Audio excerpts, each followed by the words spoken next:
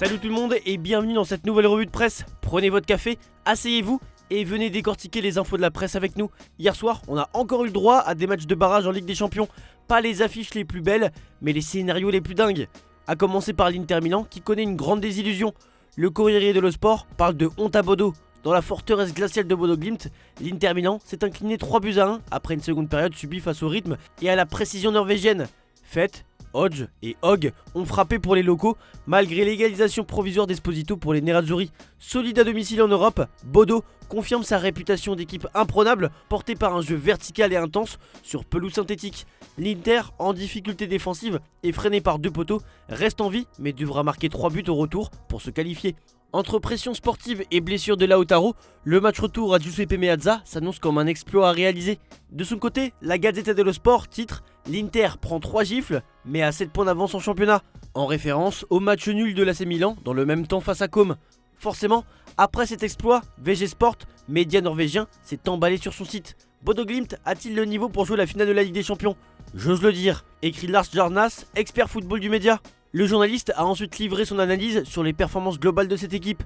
Il est absolument impossible de trouver des mots à la hauteur de cette performance, car ce qu'ils ont accompli lors de ces 4 derniers matchs dépasse toute raison, mais aussi toutes les hypothèses. Lors de leur dernier match, les hommes de Kjetil Knudsen ont fait match nul 2-2 à l'extérieur contre le Borussia Dortmund, ont battu City 3-1 à domicile et l'Atlético Madrid 2-1 à l'extérieur.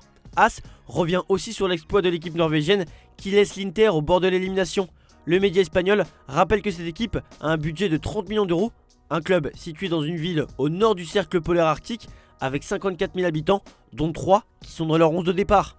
On prend la direction de l'Espagne où les amoureux du foot ont assisté à un sacré match. L'Atlético de Madrid a laissé filer la victoire 3-3 sur la pelouse de Bruges après avoir mené 2-0 grâce à Julián Alvarez. Les Belges ont renversé la dynamique en 8 minutes avec Onyedika puis Tresoldi profitant des failles défensives madrilènes. Un but contre son camp d'Ordonnaise a redonné l'avantage aux hommes de Diego Simeone, mais Zolis a égalisé à la 90e minute. Match chaotique et à rebondissement, symbole de l'irrégularité de l'Atleti cette saison. Tout se jouera désormais au retour à Madrid. En Espagne, on revient aussi sur l'incident raciste lors de Benfica Real Madrid. L'UEFA a ouvert une enquête officielle après l'incident entre Gianluca Prestiani et Vinicius Junior. L'instance veut déterminer s'il y a eu comportement discriminatoire avec audition des joueurs et de témoins comme Kylian Mbappé. Benfica soutient son joueur tout en promettant une coopération totale. Le règlement prévoit de lourdes sanctions si les faits sont confirmés. On parle d'au moins 10 matchs de suspension minimum. Le verdict pourrait tomber rapidement en raison du match retour imminent face au Real Madrid. Et si le club lisboète a apporté son soutien au jeu de milieu offensif argentin, le gouvernement portugais a décidé de se saisir de cette affaire en ouvrant une enquête. Une procédure de sanction administrative a été engagée pour clarifier les faits, indique un communiqué que s'est procuré El Chiringuito. En Espagne, le silence du Real Madrid sur l'affaire Prestiani surprend et choque. Plusieurs médias et commentateurs fustigent l'absence de communiqué officiel pour soutenir Vinicius Junior. Juanma Rodriguez et Roberto Gomez ont exprimé leur étonnement sur les ondes. Josep Pedrerol précise que le club prépare uniquement sa réponse devant l'UEFA. Le manque de réaction publique est perçu comme un manquement face à l'enjeu médiatique et moral. Dans la tourmente, il y a aussi José Mourinho qui avait dit ceci: Vinicius ne devrait pas célébrer de cette manière. La plus grande personne de l'histoire de ce club est noire, c'est Eusebio. Ce club n'est pas raciste. Suite à ces propos, le Daily Mail fustige le comportement du coach portugais. Alors qu'il s'efface dans une insignifiance totale, un échec partout où il choisit d'emmener son ego monumental et ses bêlements fastidieux. Il semble que les fioles de poison soient tout ce qui reste à José Mourinho. De Manchester à Tottenham, en passant par Roma et Fenerbahçe, ces 10 dernières années, cet individu narcissique et égocentrique, intéressé uniquement par son apparence, a été l'escroc ultime de la gestion du football, occultant ses échecs professionnels en déclenchant des bombes et en fabriquant des controverses. Vous l'avez compris, le média anglais a sorti la sulfateuse. D'ailleurs, Lilian Thuram, très souvent présent pour lutter contre le racisme, a livré son avis sur Mourinho. L'analyse de Mourinho est celle d'un petit monsieur. On ne négocie pas avec le racisme ou la violence. La honte doit changer de camp. On file en Angleterre pour évoquer les rencontres des écuries anglaises hier soir. Arsenal a laissé filer des points précieux en championnat après avoir été rejoint 2 buts partout par Wolverhampton. Et ce, malgré des débuts prometteurs de Bukayo Saka et Pierre Nkapie, les Gunners semblaient avoir le match en main, mais des erreurs défensives et un but tardif de Thomas Edodzi ont réduit à néant leur avantage, relançant la course au titre avec City. Saka, évoluant dans un rôle de 10, a montré toute sa classe et sa vision de jeu, mais ça n'a pas suffi. Les Wolves ont su profiter de chaque ouverture. Cette égalisation tardive met Arsenal sous pression et souligne les faiblesses persistantes de l'équipe dans les moments cruciaux. En Ligue des Champions, Newcastle a surclassé Karabakh 6-1 grâce à une performance exceptionnelle d'Anthony Gordon, auteur d'un quadruplé dont 2 pénaltys. Gordon a démontré son rôle de faux neuf et sa capacité à marquer rapidement, mettant la défense azerbaïdjanaise complètement hors de position dès les premières minutes. Malgré le score écrasant, Karabakh a pu compter sur Mateusz Kochalski, brillant dans le but et réalisant plusieurs arrêts spectaculaires. Trippier et Gordon, qui se sont disputés pour tirer un penalty, ont réglé leur petite embrouille après le match et ont souligné leur complicité dans l'équipe d'Eddie Howe. Avec ce succès, Newcastle confirme sa domination et son efficacité offensive en Ligue des Champions. On part en France désormais avec le début de mission pour Habib Beye, le nouvel entraîneur de l'Olympique de Marseille. Il n'a qu'un seul entraînement devant lui pour préparer le match de Ligue 1 contre Brest. Mehdi Benatia, finalement maintenu à son poste, s'est justifié de cette nomination.